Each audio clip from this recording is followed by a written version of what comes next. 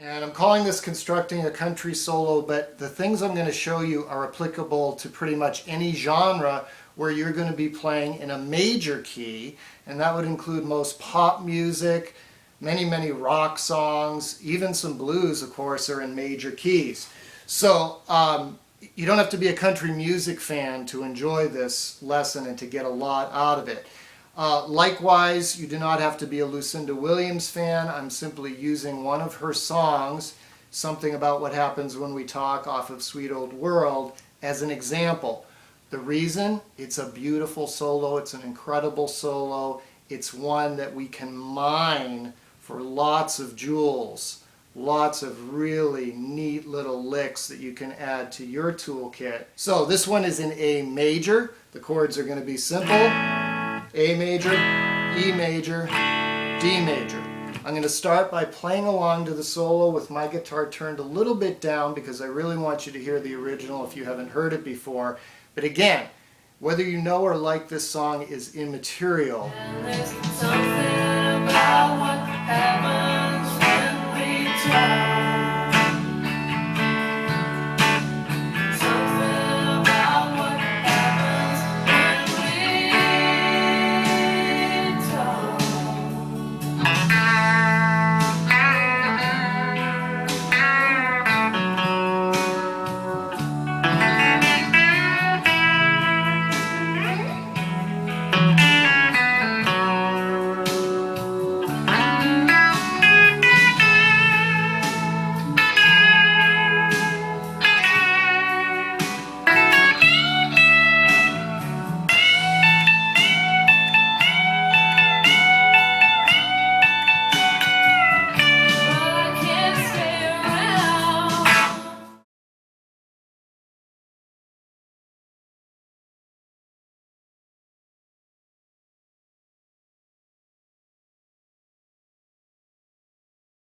What we're going to be focusing on as we break down this solo is the A major pentatonic scale.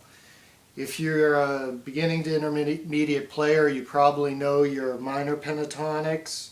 You probably can know that the A minor pentatonic is up here at the 5th fret. And I've told you before that if you count down 3, 1, 2, 3, and play the same notes, the same pattern,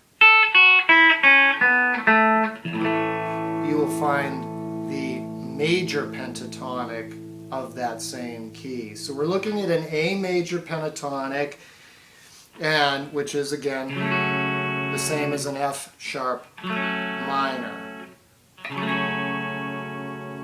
because F sharp is the relative minor to A. Okay, we're playing an A major chord. We could make it an F sharp minor or an A6 by adding that pinky note 2 frets up on the 2nd string.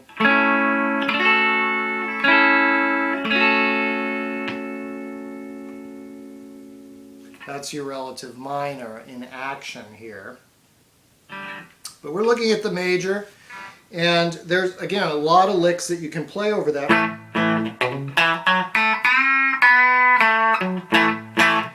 Over that figure, that movable A shape. We've done that. We've gone up the neck in previous lessons. So this solo starts on the A major chord. He leads into it with one of those kinds of figures. An A note over an A chord. Go figure. And then he does both a bend and a pull-off hammer-on sort of thing.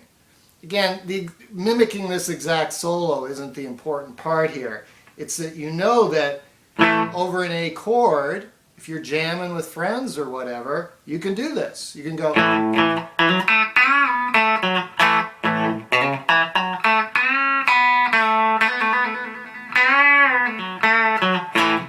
Okay, but he goes.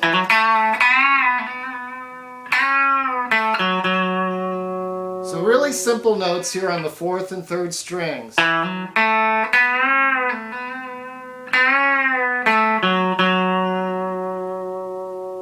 Landing on that F sharp, which is of course part of the D chord.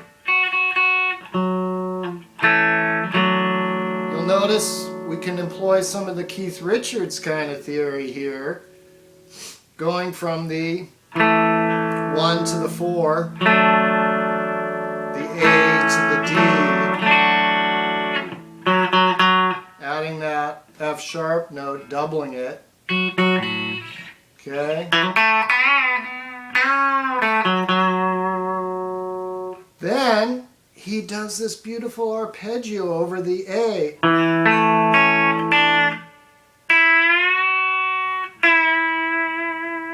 A lot of the solo has this tension between the E note bent up to an F sharp and released back to an E note. This is the first time we see that.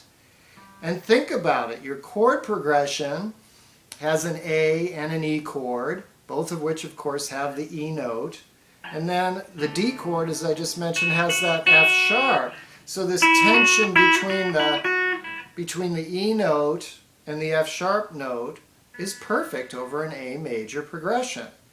Okay, so second little thing to know you can do over an A major chord, or over that A major shape, wherever you play it on the neck, is to do an arpeggio.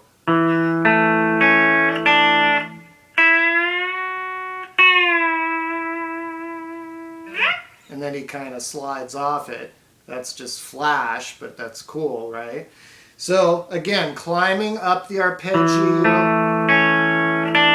adding the suspended fourth there, right? The D is our 4. Just going right up from the 4 to the 5, bent it up to that relative minor, the 6th note, the F sharp, and then released it to the E note, which is our 5. That's just beautiful, okay? And then speaking of beautiful, here's another sweet thing that you can do over the A to a D sort of progression. Remember, we got the Keith Richards thing going on like this. From an A to a D chord. Check this out. He goes. So the F sharp at the 4th fret, 4th string, then the D, the C sharp on the B string, and then just going right down your A major pentatonic scale with some pull-offs.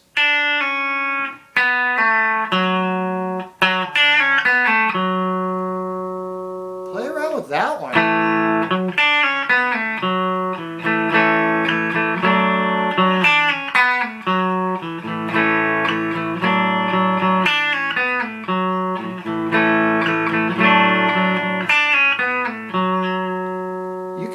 Throw that in at a jam. Okay, so that's the end of the first go round, or the first couple of, it's the first sort of part of the solo. Then he climbs up. He comes up here. So we're talking about the 9th fret of that same shape, right? That's our E chord, right? You know that chord. Bring that up. It's the A shape of the E chord here. And he climbs up that, what would be an E major pentatonic scale.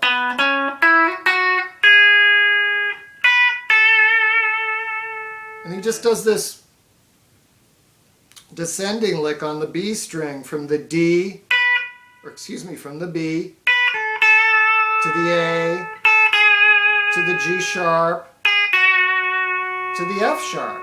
And what is he doing that over? He's doing that over an A, E, D. So he's going A, G sharp, which is of course the 3rd in an E chord, F sharp, which is the 3rd in a D chord. So it just makes sense. So this is what I'm trying to show you, is that these solos, they're not like mysteries. Okay, they make sense. There's a reason they're playing these notes at these times. Okay, so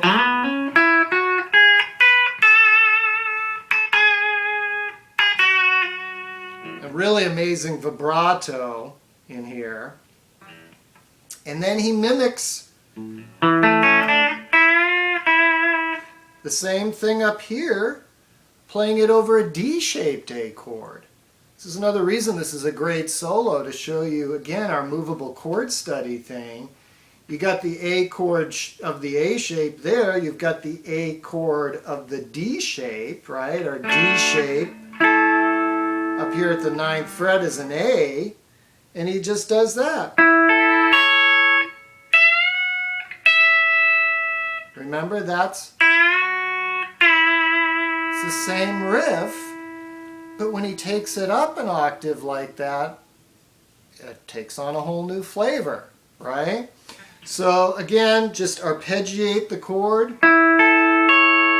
He doesn't hit the D passing note on the way this time. If he did, it would sound like that, but he doesn't. Full step bend from the E to the F sharp, again, just like we did here. And then he ends it on the classic bend, you know, pedal steel kind of bend I've shown you in multiple lessons. We're way up here, the 17th fret.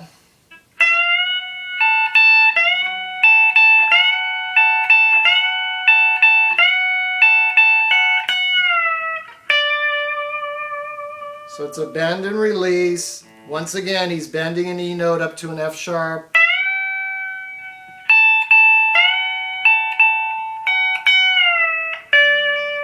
And this time he's releasing it to a D. You do those kind of pedal steel bends by anchoring your pinky on the first string. In this case, it's on an A. No surprise again, we're in the key of A major. And you're doing the bending with your ring finger, in this case on the B string, on the 2nd string. And, you know, this can be done all over the fretboard. If we were doing it down here, it would be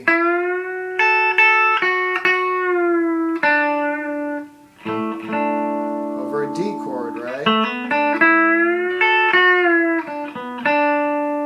It's the same as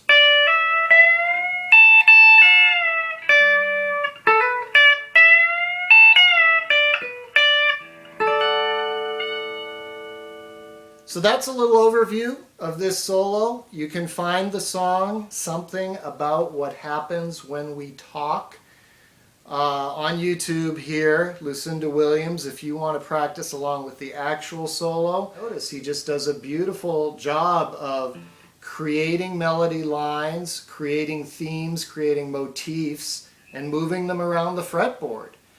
To the untrained ear, you wouldn't know that he was really kind of playing the same lick in 3 different places, but that's essentially what he's doing here. Here, here, and then up here. He's taking that, leading into at least, to culminate with that bend of the E up to the F sharp and releasing down. So I hope you got something out of this today. It's a fun little lesson, and I thank you for joining me, and I will see you next time.